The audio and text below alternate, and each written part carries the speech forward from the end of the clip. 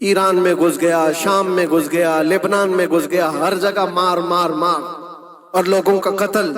میرے عزیزو یہ تو عام لوگوں کا قتل ہے، اور قرآن یہ کہتا ہے یہ وہ قوم ہے جو اللہ کے نبیوں کو قتل کرتی تھی، اور تاریخ میں ہے تقریباً 10,000 نبیوں کو انہوں نے قتل کیا ہے، 10,000 نبیوں کو انہوں نے قتل کیا ہے، صرف اپنی من مانی بات نہ پائے جانے کی وجہ سے۔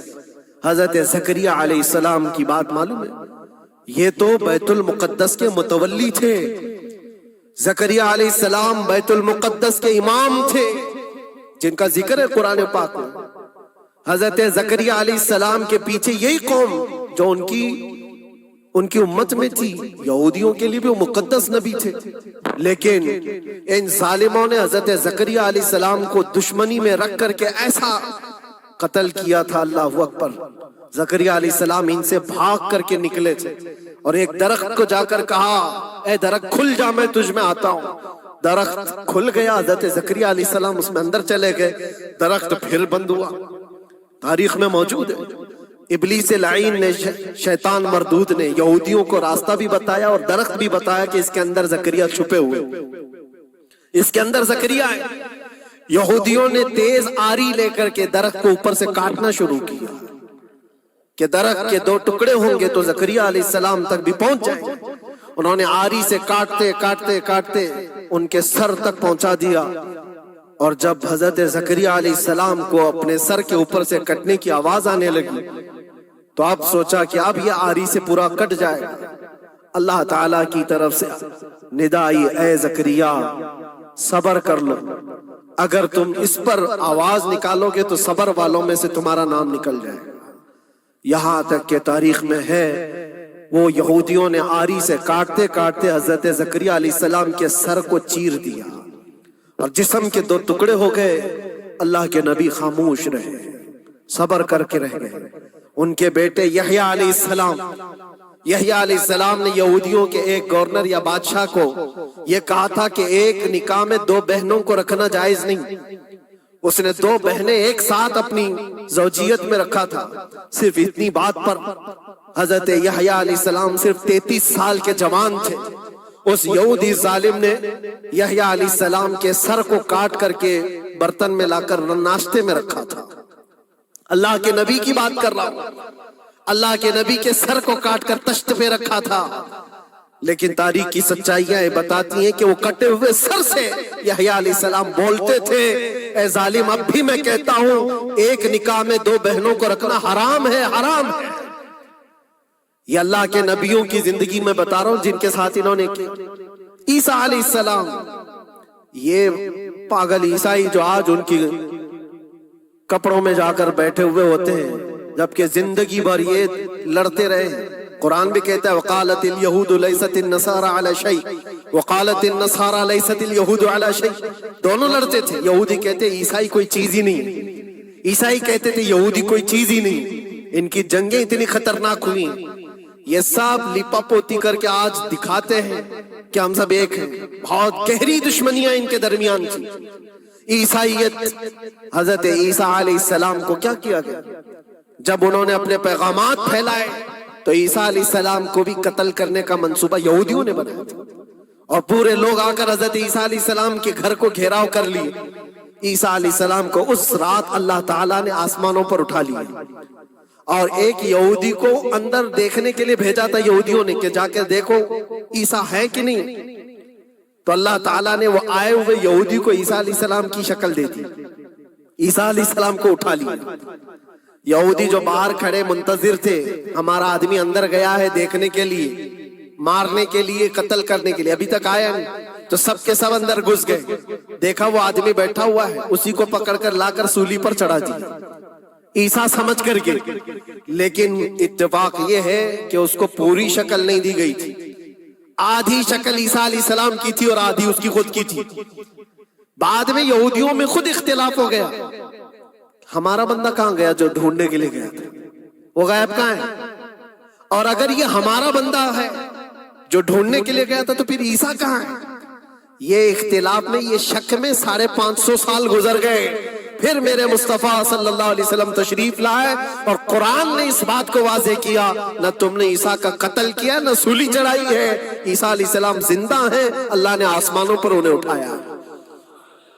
یہ تو عیسائیوں پر احسان ہے قرآن کا، جو سچائیاں 550 سال پہلے کی بتایا۔ میرے عزیزوں، یہ تاریخ میں آپ کو بتا رہا ہوں، نبیوں کا قتل کرنے والی قوم، ان کے سامنے عام انسان کیا مانے رکھتے ہیں؟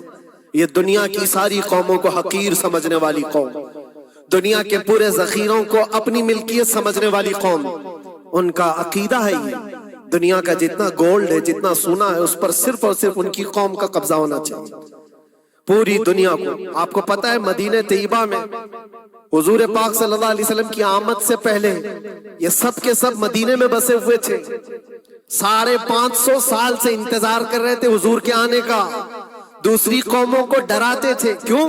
ان کی کتاب میں موجود تھا آخری نبی کے آنے کی ساری باتیں موجود تھی، آخری نبی آئیں گے، ان کے ماننے والوں کا غلبہ ہوگا، وہ اپنے نور نبوت سے لوگوں کے دلوں کو پاک کریں گے، ان کی شکل بھی بتائی گئی تھی تورات میں، ان کے آنے کی جگہ بھی بتائی گئی تھی، پورے حجاز میں کھجوروں کا جھنڈ ایک علاقہ ہوگا جہاں یہ نبی آئیں گے، اور وہ مدینے کے علاوہ کوئی جگہ ہی نہیں تھی۔ یہودی یہ سب چیزیں دیکھ کر حضور کے آنے سے 550 سال پہلے سے انتظار میں تھے، وہ نبی یہی آئیں گے، یہی آئیں گے، اور دوسری قوموں کو ڈراتے تھے، ہم سے مت الجھنا، آخری نبی آنے والے ہیں ہمارے، اور اس نبی کے آنے کے بعد پھر ہم چن چن کر تم سے بدلہ لیں گے۔ اور جب کبھی مصیبت آتی تو اللہ سے دعا بھی یہ کرتے تھے کہ اللہ وہ آخری نبی جو ہمارے علاقے میں آنے والے ہیں، ان کے صدقے میں تو ہماری بلاؤں کو دور کر۔ یہ وہ قوم ہے جو حضور آخر النبیین صلی اللہ علیہ وسلم کے انتظار میں وقت کاٹ رہی تھی، لیکن ہوا یہ، ان کا عقیدہ یہ تھا کہ آخری نبی تو بنی اسرائیل میں ہی پیدا ہوں گے، ہمارے خاندان میں پیدا ہوں گے۔ انہوں نے ٹھیکہ لے رکھا ہے آخری نبی کہاں پیدا ہوں گے، یہ فیصلہ کریں گے۔ اللہ تبارک و تعالیٰ نے آخری نبی ہمارے آقا صلی اللہ علیہ وسلم کو بنی اسرائیل میں نہیں، بنی اسماعیل میں پیدا کیا، اسماعیل علیہ السلام کی اولاد میں پیدا کیا، اور یہ اسماعیل علیہ السلام کی اولاد پورے عرب میں آباد تھی۔ عرب میں پوری آبادی اسماعیل علیہ السلام کی تھی۔ مکہ کو آباد کس نے کیا؟ اسماعیل علیہ السلام۔ اسماعیل علیہ السلام کی اولاد پورے مکہ میں آس پاس سب علاقوں میں آباد، ساری جتنے بھی نسب ہیں وہ اسماعیل علیہ السلام تک پہنچتے ہیں عرب والوں کے۔ اور یہ یہودی بنی اسرائیل ہے، یعنی یعقوب علیہ السلام کی اولاد میں سے، اور یہ دوسروں کو حقیر جانتے تھے۔ جب تک یہ لوگ عرب میں تھے، مدینے میں تھے، انہوں نے ہر ایک کو حقارت سے دیکھا۔ عربوں سے ان کے تعلقات ایسے نہیں تھے، عام لوگوں سے کہتے ہمارے سے بات کرنے کے قابل نہیں ہیں، سب کو امی کہتے تھے، ان پڑھ، جاہل، ایسے الفاظ سے عربوں کو پکارتے تھے۔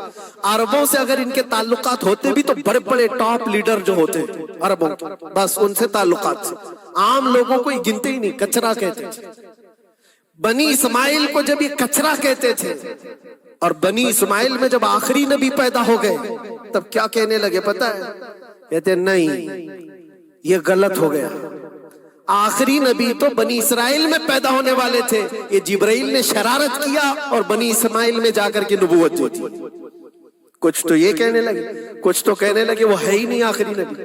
لیکن کیسے انکار کرتے؟ قرآن کہتا ہے یعرفونہ کما یعرفون ابناءہم، اس رسول کو وہ ایسے پہچانتے تھے کہ اپنے بیٹوں کو بھی نہیں پہچانتے۔ ان کے بیٹوں کے صحیح ہونے پر بھی ان کو اتنا یقین نہیں تھا کہ ہمارا ہی بیٹا ہے یا نہیں، لیکن حضور کو دیکھ کر کے یہ یقین تھا کہ آخری رسول ہی، آخری رسول ہونے کی ساری نشانیاں انہوں نے جو پڑھی تھی وہ سب حضور کے پاس موجود تھی۔ اسی لیے تو میرے عزیزوں، جو صحابہ یہودیت سے اسلام میں آئے انہوں نے سب نشانیاں دیکھی۔ حضرت سلمان فارسی کی بات بتا، وہ عیسائیت میں تھے، سالوں انہوں نے عیسائیت میں گزارے، اور انہوں نے بھی یہی سب باتیں سنی تھی۔ یثرب ایک علاقہ ہے حجاز میں، کھجوروں کے باغات کا جھنڈ ہے وہاں پر، آخری نبی وہیں آنے والے۔ تو یہ کہاں سے آئے تھے؟ سلمان فارسی عراق سے آئے تھے، مدینے میں آ کر غلام بن گئے، ایک کھجوروں کے باغ میں کام کرتے تھے برسوں تک۔ پھر وہ وقت آ گیا جب حضور پاک صلی اللہ تعالی علیہ وسلم مکہ سے ہجرت کر کے مدینے آئے تھے۔ مسجد قبا جہاں ہے وہاں 14 دن تک حضور قیام کیے ہوئے تھے. تو وہ باغیچے کا جو مالک ہے، سلمان فارسی کا جو مالک تھا، اس کا بھتیجا آ کر کے خبر دیتا ہے، چاچا سنا ایک نئی خبر، یثرب میں ایک شخص آیا ہے مکہ سے، حسین چہرہ ہے، گلابی رنگت ہے، بولتا ہے تو لوگ سب اس کی طرف دیکھتے ہیں اور وہ کہتا ہے کہ میں اللہ کا آخری رسول ہوں. یہودی کا بھتیجا اپنے چاچا کو یہ خبر دے رہا ہے. سلمان فارسی کھجور کے درخت کے اوپر بیٹھے کھجور کاٹ رہے تھے یا صاف کر رہے تھے. یہ خبر سنے کہ وہاں سے چھلانگ لگا کر نیچے آ گئے، جس کے انتظار میں تو سالوں گزار دیا تھا. کیا کہا تم نے؟ مالک نے ایک تھپڑ رسید کیا اور کہا تو غلام ہے، آقاؤں کی بات میں دخل اندازی مت کر، جا تو اپنا کام کر. لیکن ان کی بے چینی تھی کہ وہ اگر آخری رسول آ چکے تو میری زندگی کا تو مقصد یہی ہے. پھر انہوں نے وقت نکالا دن کا اور حضور پاک صلی اللہ علیہ وسلم کے پاس پہنچ گئے. جب رسول کریم صلی اللہ تعالی علیہ وسلم صحابہ کے ساتھ موجود تھے، دیکھیں علامتیں جو انہوں نے پڑھی تھی اپنی کتابوں میں وہ سب جانچنا بھی چاہتے تھے. کھجوریں لے کر کے گئے اور کہا یا رسول اللہ یہ قبول کیجیے، یہ صدقہ ہے. حضور نے لیا اور سب کو بانٹ دیا، اس میں سے کچھ بھی نہیں کھایا، کیونکہ سلمان فارسی نے یہ پڑھا تھا کہ آخری رسول صدقہ نہیں کھائیں گے. ایک نشانی دیکھ لی انہوں نے.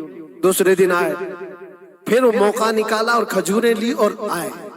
حضور سے آ کر کے کہا کہ یہ لیجئے، قبول کیجئے، یہ ہدیہ ہے. حضور نے خود بھی کھایا اور سب کو تقسیم کیا. کہا یہ کتاب میں موجود ہے، وہ آخری رسول ہدیے کو انکار نہیں کریں گے، تحائف قبول کریں گے. دو علامتیں دیکھی. پھر ایک دن، تیسرا دن تھا، رسول پاک صلی اللہ علیہ وسلم ایک جنازے میں تھے. تہبند تھی حضور کے، چادر تھی جسم کے اوپر. سلمان فارسی ایک اور نشانی دیکھنے کے لیے آئے ہوئے تھے جو کتابوں میں پڑھی تھی. کبھی حضور کے دائیں آتے، کبھی بائیں آتے، کبھی آگے کبھی پیچھے، پوچھنے کی یا کچھ بات کرنے کی کوشش کر رہے تھے. حضور صلی اللہ علیہ وسلم نے ان کو دیکھ لیا اور کہا سلمان آ جاؤ ادھر. ادھر بلایا، اپنی چادر ہٹائی اور کہا یہ مہر نبوت دیکھنے کے لیے آئے تھے. جو حضور صلی اللہ علیہ وسلم کے کندھوں کے بیچ میں ایک ایسا سفید نشان تھا جس کو مہر نبوت کہا جاتا ہے، وہ سورج سے زیادہ چمکتا تھا دونوں کندھوں کے بیچ میں. اور حضرت سلمان فارسی وہ دیکھنے کے لیے آئے تھے اور حضور نے ان کے پوچھنے سے پہلے چادر ہٹائی اور کہا یہی دیکھنے آئے تھے. سلمان فارسی نے کہا میں تو ایک چیز دیکھنے آیا تھا، آپ نے دو چیز بتا دی. کیا چیز؟ میں تو مہر نبوت دیکھنے آیا تھا، آپ نے دکھا بھی دیا اور میرے دل کی بات کی خبر بھی آپ نے بتائی. نبی کو علم غیب بھی ہوتا ہے. اور سلمان فارسی نے کلمہ طیبہ پڑھ لیا. اسی سلمان فارسی کو آزاد کرانے کے لیے میرے آقا صلی اللہ علیہ وسلم نے صحابہ کے ساتھ مل کر کے 500 کھجور کے درخت لگائے تھے اور ایک باغیچہ دے کر کے اس یہودی سے آزاد کروایا تھا. یہ اللہ کے نبی صلی اللہ علیہ وسلم کے پاس وہ صحابہ جو آئے تھے یہودیت سے یا عیسائیت سے، وہ جانتے تھے حضور کو، لیکن یہ اتنی خطرناک قوم ہے جن کو اللہ تعالیٰ نے دلوں پر مہر لگایا. یہ یہودی جو ایمان نہیں لائے اور یہ قیامت تک اسی طرح غضب میں رہنے والے. آج ان کا ابھار اگر آپ دیکھ رہے ہو تو شاید تاریخ پتہ نہیں ہوگی کہ کتنی ذلت کی زندگی بھی گزاری، کس طرح بھیک مانگے. آج یا اپنی تاریخ کو کہیں پر بھی سوشل میڈیا میں گردش کرتے ہوئے نہیں دیکھ سکتے، پابندی ہے پوری دنیا میں. ہٹلر کے قتل عام کے بارے میں نہیں بول سکتا کوئی، یہودیوں کو اتنا مارا تھا اتنا مارا تھا، نہیں، دنیا میں یہ بولنے پر پابندی ہے. ان کے کسی بھی پرانی تصویریں دکھانے پر پابندی ہے. آج خود اپنے ملک میں ہونے والے حملوں کی تصویر نہ دکھائی جائے، اس پر پابندی ہے. یہ تو تم کب تک عیب چھپاتے رہو گے؟ جہاں سڑن ہوتی ہے بدبو آئی جائے گی. اور ان قریب میرے عزیزوں قرآن کی وہ بات یاد رکھو، اللہ نے فرمایا سَيَعْلَمُ الَّذِينَ ظَلَمُوا أَيَّ مُنْقَلَبٍ يَنْقَلِبُونَ. ان قریب ظالم یہ دیکھ لے گا کہ اللہ اس کو کس کھائی میں گرانے والا ہے. کیا ابرہا بہت سارے منصوبے بنا کر کعبہ ڈھانے نہیں آیا تھا؟ اللہ نے ابابیل چڑیوں سے اس کو ہلاک کیا تھا، فرعون کو پانی سے غرق کر دیا تھا، نمرود کو مچھر سے ہلاک کر دیا تھا. بڑے بڑے طوفانی طاقتوں کے بادشاہ دنیا میں آئے لیکن اللہ نے ان کو بہت چھوٹی طاقتوں سے ہلاک کیا. لوگ آج یہ مقابلہ کمپیریزن کرتے ہوئے بیٹھے رہتے ہیں. ایک طرف ایران ہے، ایک طرف غزہ ہے، ایک طرف سپر پاور حکومتیں ہیں. یہ سارے کمپیریزن دنیا کے ہو سکتے ہیں، لیکن رب تبارک و تعالیٰ کی بادشاہت اور اس کی سلطنت جب انتقام پر آ جائے تو پھر میرے عزیزوں کسی ملک کی بھی ضرورت نہیں، صرف ہواؤں سے مولا تعالیٰ طاقتوں کو ختم فرما دیتا. دنیا میں پھیلے ہوئے ایک کورونا کو تم قابو میں نہیں کر پا رہے تھے. ایک چھوٹا سا کیڑا ہوگا، ایک بیکٹیریا ہوگا جس کو کنٹرول میں نہ لا سکے اور کروڑوں موتیں ہو گئی. کون تھا یہ؟ موتوں پر کنٹرول تمہارے پاس کیوں نہیں آیا؟ سپر پاور طاقتیں بے بس نہیں تھی؟ 2 سال پہلے نہیں دیکھا آپ نے؟ اور رب تبارک و تعالیٰ جب چاہے تو یہ پکڑ ظالموں کے ساتھ فرمائے گا. آج کے دور میں دعائیں بھی یہ کرو اور انجام کا انتظار بھی کرو. یہ تمہارا بھی امتحان ہے میرے عزیزوں. جو آگ پڑوس میں لگی ہے اس کی چنگاریاں تمہارے گھر کو بھی جلا سکتی ہیں. اپنے برے اعمال سے توبہ کرو، اللہ کے غضب سے ڈرو کہ اس کی پکڑ نہ آئے. اللہ تبارک و تعالیٰ کہنے سننے سے زیادہ عمل کی توفیق عطا فرمائے. اور جو ناحق مارے گئے بچے ہیں، مولا تعالیٰ ان بچوں کو مارنے والے ظالموں کو خطرناک انجام تک پہنچائے، انہیں کیفر کردار تک پہنچائے. رب تعالیٰ انہیں عذاب علیم میں گرفتار فرمائے. وآخر دعوانا الحمدللہ.